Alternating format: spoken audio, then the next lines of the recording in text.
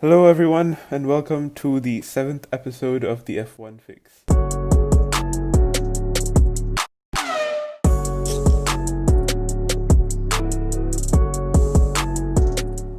This was totally recorded 1 week after the last episode.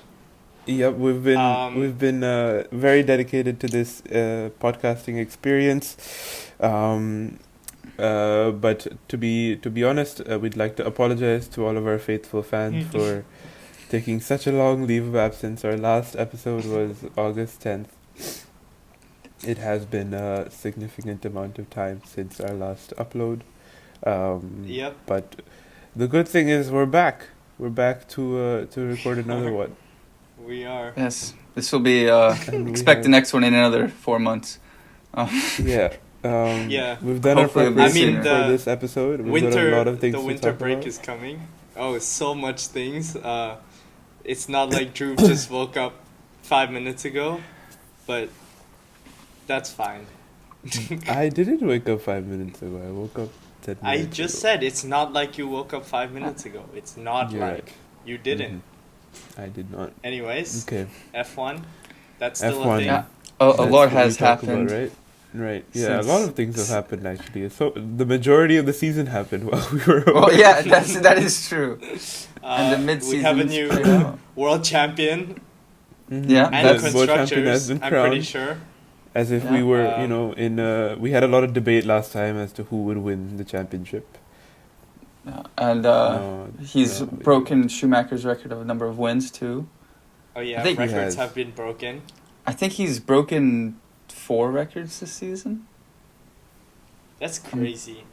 I He's don't know, but I wouldn't be surprised. Okay, can we just talk about the people that still complain on Twitter saying, "Oh, Hamilton is only winning because he's got a good car." isn't which that is- you? No, it's not. That's not me. That's the opposite of me. I hate No. those people. There's a fine line between being frustrated that there's only one winner every single race, and being a Hamilton hater. It's very I agree. fine. It's very fine. agree. But I'm there is not a line. Hamilton hater. I'm just look. Obviously, I'd prefer the races to be more exciting. I'd prefer Bottas to be more competitive and give Lewis like a challenge. Like even if it was like Rosberg did, and it was just the two of them ahead, and between them they're battling it out, I'd still be fine with that. But it gets to a point where you're like, okay, what's the point of this entire thing if there's just one person that's gonna win the championship? But there's the people on all kinds of social media that say, oh, Hamilton is only winning because he's in the best car, and he's only won 7 championships because every single time he's won a championship, he was in the best car available. And while that might be true, it doesn't mean that he's not one of the greatest of all time. He's like unbelievably good, and that's the only way you can win championships with 3 races to go in a 17 race calendar. Yeah, I don't think he's bad by any means, or I mean, definitely not bad. To say if he's the best on the grid, that could be up for debate. Ooh, who do you think is the best on the grid then, Mr. Say? Okay, the thing is, I want to say Charles. So I think Mhm. I think you're right. I think there's like a couple of drivers that we could argue between. I think those are Max, Lewis, Charles, and Ricardo, I believe Ricardo. was the last one. Ricardo, yeah. That's Ricardo what, was the last one. That's what what's it called? Renault's racing director said Yeah, in the interview. Yeah. I honestly and I think fully agree with that Ricardo could be a world champion if he had the right car. Because I think he could he just definitely got unlucky. Yeah. He really got unlucky his last season in Red Bull, and like you saw the things he did in that Renault. He got a podium in a Renault after how many like years that they were out of that and out of contention, basically for those top three places. So I think he, I think he is like what really up there as one of the best in the grid, but like he just hasn't had a chance to prove himself. I agree. I mean, if you look at like 2014, I think it was when there was only three winners in the season. It was Lewis, Nico, and Daniel, because he won three races in that. I think I'm assuming it was like a 20 race season, and every single other race it was just between Lewis and Nico. But just the fact that he could win and compete with those guys, and that was like the most popular um, podium that there was that season. It shows that he is just at that level. Yeah, I think this season, this season and last season, where the Red Bull drivers, it's just been Max dominating over Albon and Pierre. It's really showed that, oh, Danny can actually go into a car which is quite visibly now is meant for Max's design. It's not meant for other people's driving styles. So Danny is able to work in both the Renault style, which seems more user friendly, let's say, and then there's the Max style.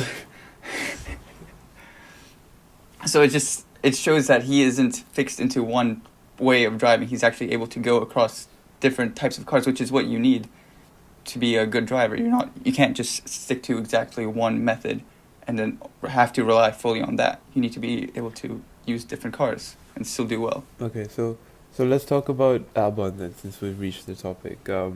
For those who might need a refresher on the topic, Albon was moved into Pierre's seat at Red Bull halfway through the season in 2019, and he's been in the seat ever since. He was looking promising at the end of the 2019 season, I'd like to say. He had a couple of races where he could have gotten a podium and was knocked out by Lewis. Even the start of this season was kind of promising. Like that first Austrian GP. Austria, Yeah, one of the Austrian GPs. He was on for the win. Until he spun. He had contact with Lewis spun him. Yeah. So he had that one podium, but overall, especially the latter half of the season, has just been pretty disappointing from him. He hasn't been able to keep up with Max at all, and he's shown that pace with even remotely near him very few times. And in the race where he's supposedly has good race pace, because we've seen him come through the field a lot and do a lot of overtakes and come back and come fourth, fifth. He didn't show even that much of that side of him, especially in the last couple of races. There's like those two races where he finished 12th and 15th or whatever it was, and he started near the back or even near the front and just failed to show results. And I think at a certain point it wasn't even that Albon needed to be beating Max, it was just he needed to keep up to a relative place with him, and he just hasn't done that. I mean, the last race, Max had an awful start. Albon jumped from 6th to 3rd, I believe, and Max dropped from 2nd to 8th or something like that. And then it was just in a matter of 10 laps or so, Max already had caught up to Albon and then overtook him. It was just a bit sad to see.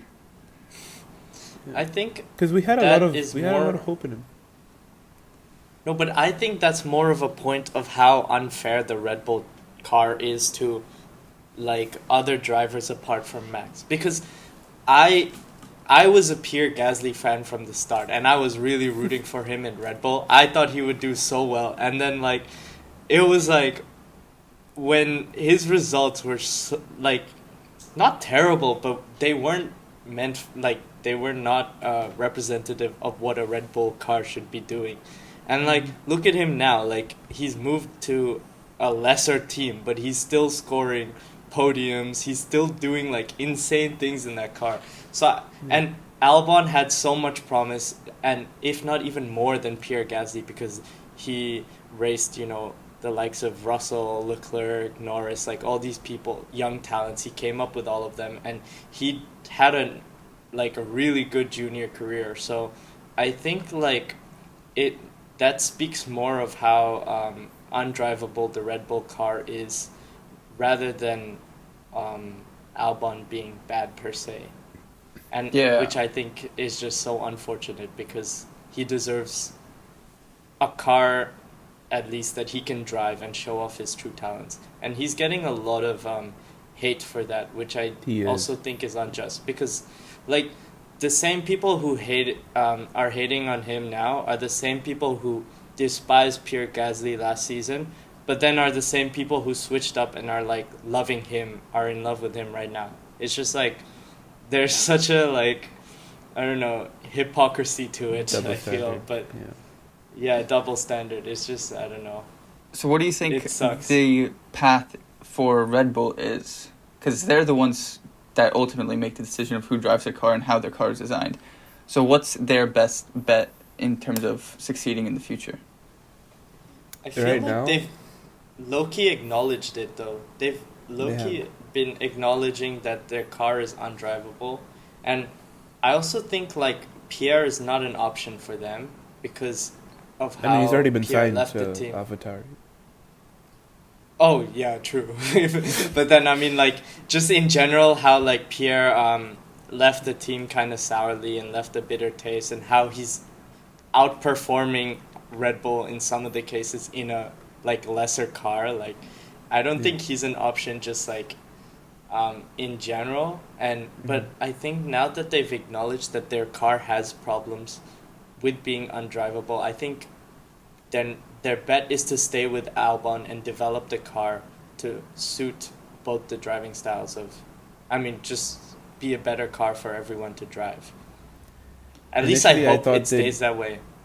I thought they'd get rid of him as well, with replacing him with either Hulkenberg or Perez, because that I didn't expect anybody else to come and look for that seat. But yeah, now it does seem like I feel like if they were going to replace him, they would have done so by now. They did in between. They said that there was those 2 races that they would give him in order to decide whether they'd keep him or not. He did really badly in both of them, and yet they still haven't announced whether he'd be leaving or not. So I honestly think that he's probably gonna stick around as well next season. They'll probably do their best to develop the car around him and help him more, because again it would be really embarrassing for Red Bull if 2 of their talented, not even 2 if you include Kvyat, 3 of their Red Bull talent, and then also Daniel didn't leave because of that specifically, but so many Red Bull talent have left the Red Bull program and failed to compete at that Red Bull team, which was why Red Bull is pouring millions of dollars into the junior talent development. If the talent doesn't make it to Red Bull and perform, then there's no point. Yeah. They've wasted all their money. They're running out of drivers in their young talent program, I'm pretty sure. So it's looking grim for Red Bull, I think, unless they figure out what's going on with their car and why it's so undrivable for so many talents. But Do you yeah. think it would be possible for them to basically split their strategy and develop 2 cars or 2 car profiles? Yeah, that was my other point. The problem is I next- don't. Yeah, next it's all season. about 2022 now. There's no Yeah, one's focusing on this 21 season. And does that So- mean they're going to keep him around till 2022? Because I thought maybe they'd give him another season to think about it. But if there's no development next season, then can we really Yeah. expect a lot better performances from Albon? See, I'm thinking they keep him for 21 and then let him go for 22, which would be the harshest thing ever. But in reality, no one really cares about this 21 season, because such big regulations are coming in for the 22 season, and they all know Mercedes is going to dominate no matter what in this era of cars, at least. So their biggest chance to compete is to shake things up in 22. So I think a lot of the midfield teams, even Ferrari and Red Bull, they're switching up their focus to 22 in order to make a car that's that will win championships. So Yeah, it's I a think tough that's spot for Albon. I think that's even Yeah. more of a reason for Red Bull to hire another driver that's not Albon or Pierre For or next season. Fiat. Yeah, because I think they're as long as their design philosophy doesn't change, let's assume that, then they're still going to develop something which works best for Max and not the other driver. If they can find another driver, maybe in their training program or in another one, that has a similar driving style to Max, then they could use that driver alongside of Max in 2022 and just use 21 as like a warm-up for him. Yeah. But I also feel like- but here's the thing. Here's another factor to consider. How long is Max gonna stick around to the program? Because he's been there since what 2017, 2018 in that car, and is always either second, third, fourth. He's never been able to challenge for that championship seat. And the question really is, when are they going to get there? And if they aren't going to get there, is Max going to stick around? Because for Red Bull, Max is really their their prized possession. It's the one thing that they can't let go of if they want to win. Yeah. I would love to see Max in another car, see how he performs. Just him in a Mercedes. I mean, sorry, Bottas, but Max in Mercedes. I was honestly surprised they stuck Bottas. They stuck with Bottas again. But yeah, fair enough. I think we've spoken about this. But No, but I fair think enough. like He's 22 is good. the year they're all gonna switch up George. the drivers. Yeah, but this is the thing. Like, if Lewis leaves the sport after next year, which I mean, could be likely, it could also not be likely. We don't know, but I really just want to see the Max and Lewis like combination at Mercedes, and like the years for that are like dwindling down. So Yeah. I could see Lewis just ending it next year on a high. Not Yeah, wanting to If he continue. wins I 8, honestly then think, yeah, like, maybe. yeah. Yeah. I mean, and then leave Bottas for the- 6.0, maybe. There's always hope. There's always hope. We hold Yeah. out for Bottas. He had I feel like Bottas is just so unlucky. It's crazy how unlucky he is. Like, there were races where the same thing happened to both of them, when like in Silverstone, when both of their tires exploded, except for one of them, it exploded so badly that it like made him retire, and the other one he still won. How is that possible? Lewis has unbelievably good luck. Even in the last race, he pitted, and as soon as he pitted, VSC came on. Like, how does that happen? Yeah. And nobody else got that advantage. He has like this. Obviously, he has a huge amount of skill, but there's also somehow there's a luck factor that is always following him, and I don't understand how. But in the Turkish Grand Prix, okay, it was wet or semi-wet conditions, and Bottas spun 6 times. Yeah. I don't think anyone was like, "Oh no, he still has a chance." It was really embarrassing. There's no better word than embarrassing for that. It was quite I don't- unfortunate. I don't So- think Bottas is the right teammate for Lewis, because there's no doubt he's not a good driver. Like, he is a good driver, but he just like isn't aggressive when he needs to be. He doesn't go for those risky moves. He doesn't he's very passive behind the wheel, I feel like. And because of that, like, when he has opportunities to make a move and really fight for championships, he really doesn't perform much. But that's why he's like the perfect teammate for Lewis in terms of from Mercedes' perspective, because he's consistent, and he can score championship points for the team, but he's not hindering Lewis's goal to reach the World Drivers' Championship. So I don't know. And he's there to win the Yeah. constructors. Yeah. Yeah. I mean, I don't think that there is a doubt about whenever Lewis drives, he is aggressive in terms of defending his position. He doesn't want people to overtake him. He is a bit harsh in some cases, I would even say, in terms of how much he puts his elbows out. But that's what you need to do to be like an F1 driver. Like, you miss, like, it's a cliche quote, but you miss like 100% of the opportunities you don't take. And that's why Max is such a superstar, because he goes for those aggressive moves. And like, that's why also like Daniel Ricciardo is good. He will leave it to the last second to break into a corner just to, overtake people. And like, yeah, exactly. So like, I think like these like risky decisions are what makes the drivers like not good per se, but also like makes the drivers come out on top. Because if you're not taking risks, like, you're not really doing anything. You're just, sort of in this awkward limbo state. And yeah, I don't know. It's a weird one.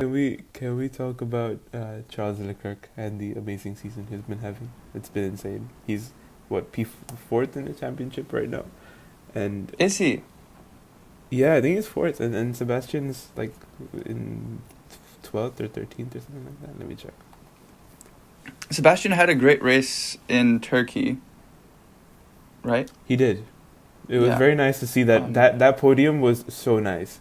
It was, and I remember at the very end I was watching it, and Charles spun out. And while I also really like Charles, I was so excited to see that Seb would come and take that, because I was like, oh god, that's like for the race that Lewis won. It was nice to see both of them up on the podium. It's been a while since Seb has been on a podium, and considering that he's staying in probably in a good fighting team next year, I was happy to actually see him, that he still has it in him to get onto podiums. I mean, yeah. And I think Charles is fifth. Charles is fifth. Okay. Yeah, I think it's Perez that's fourth, which is also insane given he's not got a seat for next year. Like, what is happening? Which I don't think he'll get, to be honest. Like, what's left right now? The two Haas seats, the Alfa Romeos, Alfa Romeos are actually set in, right? They've set in. Alfa Romeos are staying to Giovinazzi and Kimi. Mm-hmm. What else? That's it. Just the Haas seat and that one Red Bull seat. Yeah. So Haas hasn't. Crazy. There haven't been any rumors about Haas, has there? Maybe no. Haas, no, but Haas, they're saying it will be Grosjean Schumacher. It'll be Schumacher and that Russian guy Mazepin. Oh, okay. Really? Okay. Oh, I'll be happy to support him. Yeah, that's the rumor. I was just about to say, for our viewers who don't know, they probably know, but like Grosjean and Magnussen won't be signing on for Haas next year, which is I don't know. What do you guys think about that?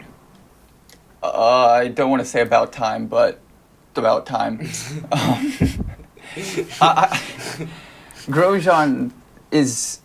I actually think he's decent if he's not, because he's aggressive. That's what I like about Grosjean. He's just not exactly consistent. That's my issue with Grosjean, but he is aggressive, and he will actually fight for his position. But he said that he's just getting tired of F1, like not being in a winning team, and fighting in the midfield. So I understand his decision to leave. I am guessing Magnussen, it is not his decision to leave. He was not saying that he wanted to leave beforehand.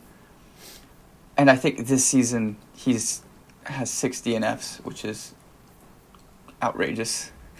It's really I don't high. think most of them I think were like technical failures. It wasn't his fault. Yeah, that's what I'm saying. Like, how much of this is just Haas blaming it on the drivers when when it's their own car that's at fault? I genuinely think that Kevin should have been given a chance to stick around. In a scenario where Haas had the money, they would. If I was in charge of Haas and I had enough money without needing Mazepin's Russian money, I would have kept Kevin and then put Schumacher replacing Grosjean, because then at least you have that one driver who's been around to help you develop the car, to know what the upgrades are feeling like, and 2 rookies in this That's Yeah. team is That's crazy. that is a big risk. It's a huge risk. And they don't have But I a was- sister team that can show them the way. So they're Yeah. independent. Ferrari is, Yeah. Ferrari could have if they were competent. No, but yeah, that's crazy. But I also think like they do need a mix up at Haas because like nothing's working out for them right now. And the first few years they were in F1 was like actually really promising. I forget which race it was, but it was like one of the starting races in their like career as like a team was like really good, and like so I feel like they've kind of gone downhill since, but we'll see. I'm also curious as to how long Gene Haas will keep this keep Yeah. Haas in F1 for, because it's obviously a very expensive endeavor. I think Yeah. 2022 will be a big deciding factor for Gene Haas in terms of putting money in, because the 2021 season does actually seem quite smart on Haas's behalf, having 2 rookie drivers. You're just having them purely just to dip their toes in the water, see what F1 is like for Mhm. them, see if they can actually stand the fight. And it's just building up F1 experience for them. And then 2022, everything's changed. You don't know where you'll stand in the You think order of Mazepin teams. will be around for 2022? Because he's only there for the money right now. I mean, do you think Haas is going to somehow get more money in 2021? Well, They're not maybe gonna be a not winning sign team, another but- driver. They Who they could gonna sign Latifi or something. No, I meant more like, okay, so there's a couple of things in this. First of all, I thought that Checo could have been a good option for Haas, considering the money he brings with the world's richest Mexican in his pocket. So I genuinely thought that and he's also mentioned that he wants a long-term project to work with. So I thought that Checo would be moving to Haas and then Schumacher would be with him. But what I didn't expect is Checo to now he's probably not going to have a seat at all, and that seems just a bit unfortunate because I mean, I think they these could've are done really still well. rumors. These are still rumors, right? it's not likely at this point. They've already all like kind of like these rumors at the point when the rumors reach like Will Buxton and he's talking about it on Paddock Pass and all that, they're pretty That's much true. confirmed. Yeah, but then again, it's like F1's a harsh environment, all about money in some like cases, and we've seen like really good drivers go for very harshly. Like what? I mean, like one driver that comes to mind was no one would call him really good or anything, but Pascal Wehrlein. I was so sad when he I left. liked him. I really did like I him. liked him too. I really liked him as well. Yeah. Marcus wasn't there for that time, but I haven't he got has a no clue idea. who that is.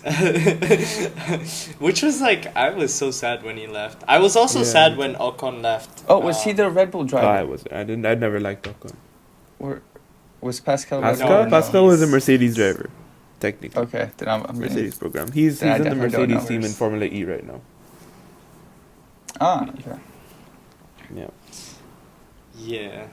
It's a toughie. But yeah, it is a bit sad when we see drivers go away in exchange for people with money. And you know what I'd really like to see? I want to see more teams, because that obviously helps with bringing in more seats, and it's just more exciting in general, I think, if more teams come in. But like, that's like, more teams are preparing to leave then. And there's That's like the 0 problem. teams like planning on coming in like. Yeah. And then there's also Red Bull without an engine, right? Like, what are they gonna do after? Right, I mean, that's there's, another like- thing. I think right now they're planning to buy the IP for Honda's engine. Yeah. I mean, there's that, but like, how far can they get as a non-car manufacturing like company? How far I mean, can they've they gone get? pretty far. They've won championships, so why Did not you guys again? see the Bugatti? I mean, no. I mean, rumors? like, if they're developing an engine themselves as as a energy drinks brand, how far can they get compared to Mercedes, who have like $1 billion company Yeah. manufacturing cars and engines, Ferrari and Renault, who are also the same. Like, they have hundreds of millions of cars in the world, like, out there. How, I don't know how like, how good or viable this option is. I can tell you, as a mechanical engineer in training, engines are pretty easy to design. Shouldn't be too hard. Yeah, I see. Maybe they should hire you. Join F1. Just go and send make in your your own team. We'll make application. our own team. No. We'll start our own easy. team. We'll start our own Easy. team, and then you just make the engine, and then we just. I'll look at the data. We can start this. Yeah, and I'll take care of the operations, and then we'll just sell your engines to the teams, because obviously it's going to be really cheap. Yeah. Since they're really easy to make, and then we'll use that money to start our own F1 team. See? Good plan. It's Who's all in gonna the be making. strategy? Because that's a key. That's a big one. Strategy. Oh, we'll hire the driver. Just have the drivers do their own strategy. You're I've right. been working Use out their for gut some recently. instincts. And Lewis. Have any drivers gone into become strategists? I'm sure they have, but I don't know. Maybe not any famous ones. I'm sure like a driver that was around for. I mean, like, back in the day, there must have been like an engineer who like jumped in the car for one round or something. Like, I'm sure there have been. I mean, that was like Bruce McLaren. He was the engineer and also the driver. Yeah. That was I guess he would have been the strategist at that point also. I don't think they had devoted people just for strategy back then. I mean, on the F1 my team, I do everything. So like, I think I'm pretty qualified, right? Yes. Okay. Yes. Okay. For those who are watching on YouTube and are seeing Marcus's lovely dances, he has to go. So I guess that's a wrap for episode 7. Yes. It's a bit of a short one, but you know what? We'll be back every single week from this point onwards. Every week we're gonna record a new episode. That is a commitment. Every week. From Wow. Every week. That's the first time me and Farhan are hearing this commitment. That's true. You know what? I'm not sure how our fans will feel about that. So we'll start them slow first. The pause. Okay. No. We'll start them slow because they've been used to nothing for about 4 months or so. So we'll start easy, maybe like once a month or like something like that. Then once every 2 weeks. Then once a week. Then every day. I mean, I think day. if we say today is the 22nd of November, it'll be just quite funny to see when it actually comes out, because Drew is editing this, so that we can see I'll his edit speed. it today. I have time. It'll be out today, guys. No worries. Drew is not the most reliable editor. This might be I the am Christmas the only special. editor. And if we are talking about roles, then can we talk about your ability as social media manager not being very good? Hello, I never applied for this role. I never. Farhan, the F1 teams would never hire you as their social media manager. I'm just saying. I wouldn't hire myself as a social media manager. Have you seen my Instagram? It has 0 posts. I've posted more on the F1 Fix account than I have in my whole Instagram history. Okay, well, My obviously own that's personal Instagram. so Farhan history. is pledging to work harder on the Hey, There will be a post out later this week advertising our return to F1, our return to F1 Fix. And yes, we're very happy to be back. We'll see you hopefully more often than once every 3 months. Yes. But yes, thank you all for listening, and that was Farhan, Marcus, and I on the F1 Fix. Goodbye. Bye-bye.